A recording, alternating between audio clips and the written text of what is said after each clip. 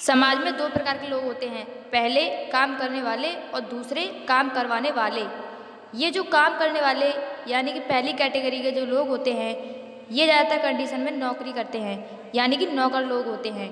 और ये जो काम करवाने वाले यानी दूसरी कैटेगरी के जो लोग होते हैं, ये ज़्यादातर कंडीशन में मालिक लोग होते हैं। अब ये जो काम करने वाले, नौकरी करने वाले लोग जो होते हैं, आप इनकी सामाजिक कंडीशन देखो, ये सब के सब गरीब और मध्य वर्गीय समाज का हिस्सा होते हैं। लेकिन ये जो काम करवाने वाले मालिक लोग होते हैं, आप देखो, ये सब के सब अमीर होते हैं। समाज के भीतर यह एक बहुत बड़ा गैप है जो हमारे पूरे समाज को इन दो मुख्य भागों में बांटता है, काम करने वाले और काम करवाने वाले। ये एक सच्चाई है दोस्तों समाज की, जो कुछ लोगों को कड़वी भी लग सकती है और कुछ लोगों की आंखें भी खोल सकती है। हो सकता है कुछ लोगों की सोच उनका जीवन भी बदल सकती है। अब यहाँ पर समस्या क्या है? समस्या ये है कि ये जो काम करने वाले, नौकरी करने वाले लोग होते हैं, ये जो गरीब और मध्य वर्ग के लोग होते हैं, इनके जीवन की सबसे बड़ी समस्या ये है कि जब तक ये लोग काम करते हैं तब तक तो इनको पैसा आता रहता है, लेकिन जिस दिन किसी भी कारण से ये लोग काम करना बंद कर देते हैं, उस दिन इनको पैसा मिलना भी बंद हो जाता है।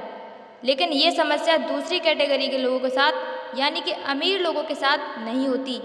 वे जब तक काम करते हैं तब तक तो उनके पास पैसा आता ही है, लेकिन जब वो किसी भी कारण से काम करने में असमर्थ हो जाएं, तब भी उनके पास पैसा लगातार आता ही रहता है। और कई मामलों में तो उनके किए हुए काम से उनकी अगली पीढ़ी को भी जीवन भर बढ़ते हुए क्रम में पैसा आता ही रहता है ना कमाल की बात? और इससे भी ज़्यादा कमाल की बात हम आपको आगे बताने वाले हैं, वीडियो को देखते रहिए। क्या आप जानते हैं कि पहली कैटेगरी के लोगों के पास पैसा आना क्यों बंद हो जाता है और दूसरी कैटेगरी के लोगों के पास पैसा आना क्यों बंद नहीं होता? इसके पीछे एक कारण है, और वो कारण यह है कि ये जो काम करने वाले, नौकरी करने वाले यानी कि मध्यम वर्ग के जो लोग होते हैं, ये लोग जिंदगी भर अकेले काम करते हैं, यानी कि इनकी इनकम पूरी तरह से इनके एफर्ट में ही डिपेंड होती है। दूसरे शब्दों में यदि हम कहें तो ये लोग खुद की नॉलेज, खुद का टैलेंट और खुद के टाइम का इस्तेमाल करके पैसा कमाते हैं। और इसीलिए इन लोगों की ज़िंदगी की फ़िलॉसफी होती है कि ज़्यादा से ज़्यादा पढ़ाई करो, बड़ी से बड़ी डिग्री लो, कड़ी मेहनत करो, खून पसीना एक कर दो, एक नौकरी से काम नहीं चलता तो दो नौकरी करो, हस्बैंड वाइफ दोनों जॉब करो। लेकिन दूसरी कैटेगरी के लोग जो होते हैं, इनकी अप्रोच बिल्कुल अलग होती है। वो जानते हैं कि अकेला आदमी एक दिन में 300 खिलौने तो बेच सकता है, लेकिन 30 लाख खिलौने नहीं बेच सकता। करोड़ों कमाने हैं तो लाखों खिलौने तो बेचने ही पड़ेंगे, और अगर लाखों खिलौने बेचने हैं तो हजारों लोग तो लाने ही पड़ेंगे।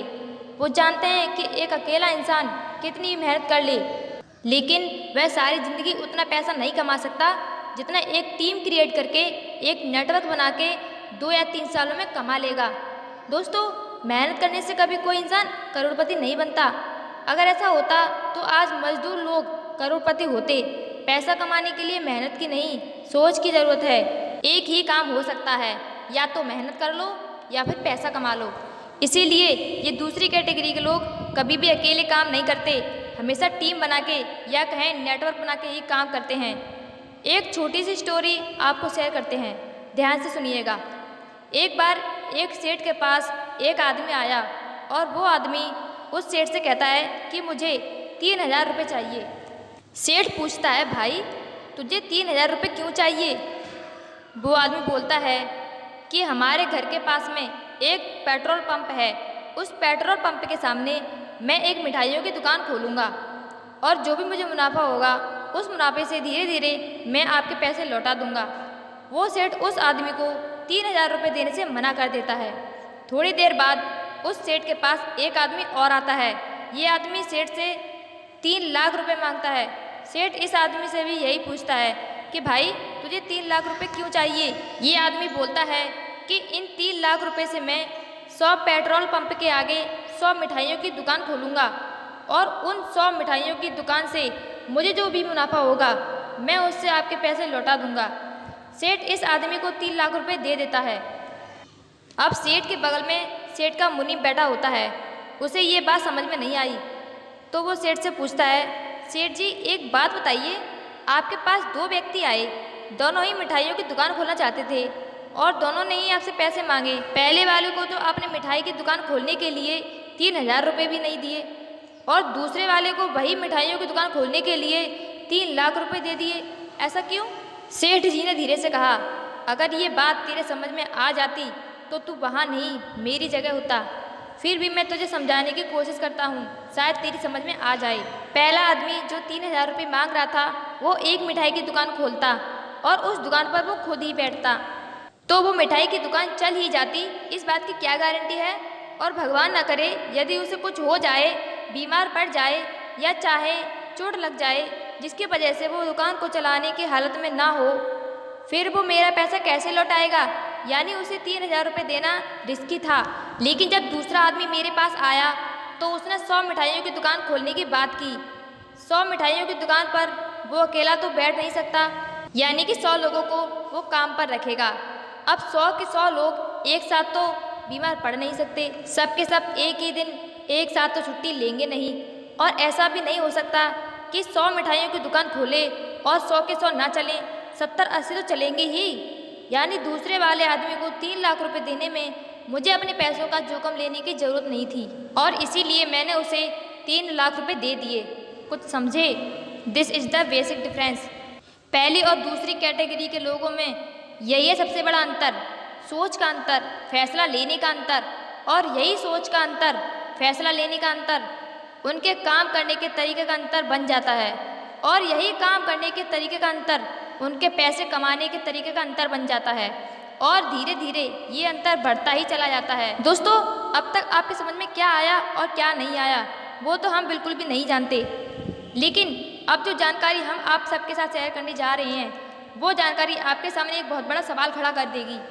और वो जानकारी ये है कि जब बात लोगों की आती है तो 95% लोग काम करने वाले लोगों की कैटेगरी में हैं और मात्र 5% लोग काम करवाने वाले लोगों की कैटेगरी में।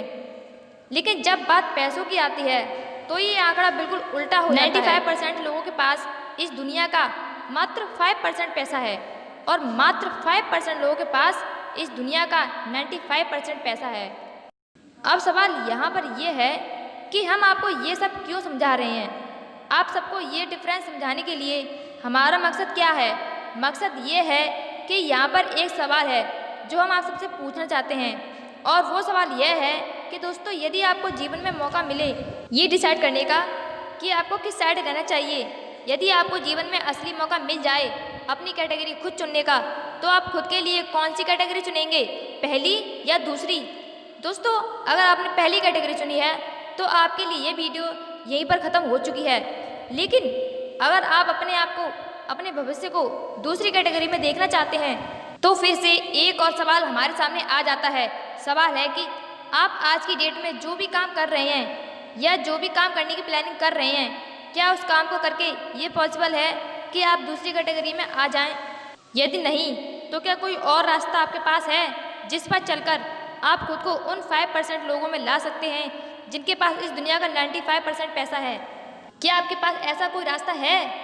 अगर आपके पास आज की डेट में ऐसा कोई रास्ता नहीं है तो आपको दुखी या निराश होने की ज़रूरत नहीं है, क्योंकि जिस व्यक्ति ने आपको ये वीडियो शेयर की है आपको वो रास्ता दिखाने के लिए ही ये वीडियो शेयर की है। उस व्यक्ति से संपर्क कीजिए, उनके साथ बैठिए, वो आपको बताएंगे वो रास्ता जिस पर चलकर आप भी खुद को दूसरी कैटेगरी में ला सकेंगे, यानी कि उन 5% लोगों में खुद को शामिल कर सकेंगे जो कि इस दुनिया पर राज करते हैं।